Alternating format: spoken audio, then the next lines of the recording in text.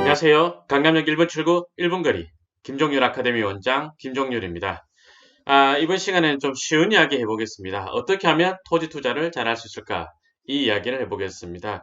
여러분들이 토지 투자 잘하려면 공부를 많이 해야 됩니다. 공부를 많이 해야 되는데 그 중에서도 공법 공부를 많이 해야 됩니다. 뭐 이렇게 생각하고 계신 분 많을 건데요. 적어도 저의 경험을 갖고 말씀드리자면 그렇진 않더라. 그 이야기를 드리겠습니다. 그럼 공법이 아니면 뭔데요? 공법 공부 안 해도 되나요? 아닙니다. 해야 됩니다. 공법 공부를 해서 기초를 떼고 이게 무슨 말이냐? 그건 알아야 됩니다. 자, 그런데 이제 많은 분들이 공법 공부를 한 다음에도 토지 투자가 잘 보이지 않는다. 그런 말씀을 많이 하시죠. 그에 대한 답변을 제 나름대로 드려보겠습니다. 이건 완전히 제 경험에 비추어서 말씀드리는 거니까 반드시 이게 정답이다, 롤모델이다 그렇게 생각하실 필요는 없을 것 같습니다. 많은 분들이 토지 투자 공부를 한 다음에 그 다음에 하는 이야기가 이제 뭔 공부를 해야 될까요? 이러거든요. 아닙니다. 조사를 하십시오. 조사를. 제가 강의 때도 굉장히 자주 하는 이야기인데, 이 토지 강사가 뭐 특별히 대단한 걸 갖고 있는 사람들이 아닙니다. 이 강의를 하는 게 직업이다 보니까 자기만 독특하게 알고 있는 뭔가 엄청난 게 있는 것처럼 과대하게 포장을 해서 이야기할 뿐이죠. 그래서 저도 토지 강사이기 때문에 저 역시도 별거 있는 사람이 아니고, 실제로 부동산 강사들 중에서 토지 강사가 참 뭐 대단한 실력이 있는 것처럼 하는데, 유독 그게 많은데 그냥 별로 그런 거 아니에요. 그냥 좀 경험치가 많다 뭐 그 정도지 뭐 대단한 건 아니고 이제 하고 싶은 이야기가 뭔지 제가 옛날 자료를 보아가면서 말씀을 좀 드리겠습니다. 토지 투자 잘하려면요. 공법 공부는 기초만 떼내고 그다음부터 한 1년의 시간을 잡고서 일주일에 물건 하나씩 조사해 보십시오.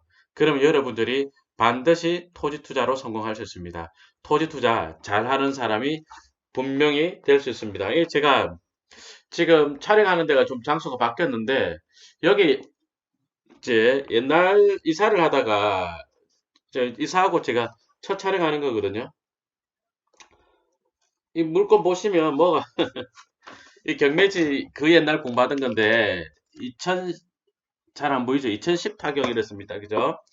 그럼 제가 이때부터 공부했다 뭐 그 이야기 하려는 게 아니라 이것도 2019 2009 타경짜리도 있고 막 이런데 이때 이제 제가 뭐 어이구야 이런 식으로 뭐 테마를 엮어가지고 뭐 지분, 법정지 상권, 지역별로 경기도 물건 뭐 이래 쭉 공부를 하고 물건에 대해 스터디를 하고 그걸 이제 안 버리고 다 철을 해놨는데 이 철을 해놓고 안 보면 버린 거랑 똑같죠? 예.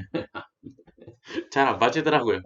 근데 이제 저때 봤던 조사하고 보았던 것들이 기억에는 이제 조금씩 남아 있습니다. 자, 샘플 몇 개를 가지고 어떻게 공부하는 건지 이야기를 해보겠습니다. 다시 한번 말씀드릴게요. 토지 투자 공부는요, 한 1년 정도 잡고, 1년이란 기간을 잡고, 공법에 대한 기초 공부를 한번 떼고, 그 기초를 뗀 상태에서, 일주일에 물건 한 개씩, 그러니까 1년이면 50개 정도 조사할 수 있잖아요. 그죠? 그걸 해보시는 거예요. 그러니까 한 번에 왕창 몰아서 50개를 하는 게 아니라 일주일에 한 개씩 해가지고 1년이 지나면 그러면 1년이 지난 시점에서 내가 1년 전에 조사했던 물건에 뭔가 변화가 생기겠죠. 그런 것이 하나씩 하나씩 더해지다 보면 그러다 보면은 똑같은 것이 이제 겹치게 됩니다. 그 똑같은 것을 보게 되면 그때는 여러분들이 투자할 수 있게 될 거예요. 제 사례를 가지고 한번 이야기해 보도록 하겠습니다. 저한테는 굉장히 큰 공부가 되었던 경기도 광주시 역동 사례입니다. 제가 이거 강의 때 굉장히 자주 이야기했던 사례 중에 하나인데, 여기가 경기도 광주시 역동 역세권 개발 사업지 예정지라는 거 알고 있었단 말이죠, 제가. 여기가 그런 동네인 거 알고 있었는데, 그 당시 토지 이용 계획 확인서를 보면 자연녹지 지역에 개발행위 허가제한 지역 돼 있고 이 개발행위 허가제한 지역으로 지정한 목적이 뭡니까? 여기는 역세권 개발 사업 예정지로서 계획 개발을 하기 위해서 3년간 사개발을 묶어놓는 겁니다. 라는 것이 있었죠. 그런데 제가 그럼 이 투자를 왜 못했느냐? 이거 답사까지 가고도 왜 못했느냐? 제가 개발행위 허가 제한 지역으로 지정되어 있는 역세권 개발 사업 예정지를 본 적이 없었어요. 이게 경매물건을 처음 보고 그냥 공법으로 공부만 해서 준비되어 있는 상태였습니다. 그랬더니 저는 투자를 못하고 구경만 하고 왔죠. 혹시 역세권 개발 사업이 잘 되지 않으면 어떡하나. 그런데 이제 시간이 지나서 여기가 역세권 개발 사업이 되는 걸 보면서 아, 이런 경우는 역세권 개발 사업이 되는구나 하는 것을 제가 알게 되었죠. 그리고 나서 이제 시간이 좀 지났습니다. 아, 어느 지역이라고 말씀 못 드리겠습니다. 보유하고 있는 지역이라서요. 어느 지역에 이 이제 공사하고 있는 걸 알고 있을 때 제가 그 지역 면사무소를 가보았더니 역세권 개발 사업 하지 않나 했더니 아니나 달라 개발행위 허가 제한 지역으로 지정하기 위해서 주민 공람 공고를 하고 있습니다. 그래서 제가 이제 시간을 두고 아 여기 아파트 개발 사업이 어떻게 될 것인가 지자체에서 한번 알아보고 그리고 그 주변에 땅을 몇 개 산 것이 있습니다. 가격 많이 올랐고요. 당연히 가격은 많이 올랐고 앞으로 좀 더 오르지 않겠나 생각을 갖고 있습니다. 저 역시도 그 자리를 투자할 수 있었던 것은 이 광주시 역동에서 이 물건을 놓쳐보았기 때문에 그랬습니다. 놓쳤을 때 써졌던 용어 자연녹지지역 개발행위 허가 제한 지역 똑같이 써져 있었습니다. 놓친 물건과 똑같이 제가 투자한 물건도 똑같이 써져 있었거든요. 그러면서 자신 있게 할 수 있었죠. 뭐 동삭동 사례도 저한테 공부가 좀 되었던 사례인데 동삭동 임야되어 있는데 이거는 공원입니다. 근린공원에 예정되어 있었고 2010년도 사례죠. 이게 이제 조사를 해놓고 시간이 지나는데 제가 지금도 이 물건을 언제 보상하나 관심 있게 보고 있거든요. 근데 시리얼 가가지고 이 서둔동 거구나. 예. 조사를 했더니 요 최근에 저 물건 보상했는지 알아보니까 아직 보상 안 한 것 같더라고요. 그러니까 그 사이트에 들어가서 소유권 관계를 보니까 소유권 변동이 2010년에 있었고 그럼 물건 무려 10년 됐습니다. 그죠? 그럼 소유에 대한 변동이 없고 그 소유도 여전히 개인 거더라고요. 보상을 했으면 지자체로 되어 있을 텐데 그죠? 이 장래에 얼마나 더 오를 것이냐 이제 그건 또 다른 이야기입니다. 그건 이제 장기 미집행 도시계획 시설에 대해서 해제는 언제 할 것이냐 그 이야기인데 거기까지는 제가 조사가 안 돼 있어서 이번 시간에는 말씀을 못 드릴 것 같고 비슷한 이야기도 이런 게 있죠. 서둔동의 권성구 서둔동의 농지인데 이거 경매 나올 때 제가 이거 수원 서부 지역 개발에 맞춰 가지고 빨리 보상해 주지 않을까 하는 그런 기대를 갖고 있었단 말이죠. 요 땅인데 요 까맣게 진한 빨간색 땅인데 도로가 이렇게 예정되어 있었습니다. 이 도로가 나면서 이 전체 물건 보상하지 않겠느냐 하는 것이 2013년에 저희 생각이었습니다. 보상했을까요? 아직까지 보상 안 한 것 같습니다. 이것도 마찬가지로. 그죠? 자, 이것도 제가 뭐, 떼보니까 보상 안 한 것 같다. 그러면 이제 다시 볼게요. 그럼 이제 이런 물건은 그러면 나중에 물건이 나왔을 때 어떻게 되느냐? 도로에 예정되어 있는 물건은 투자를 하면 안 되느냐? 그렇지 않죠.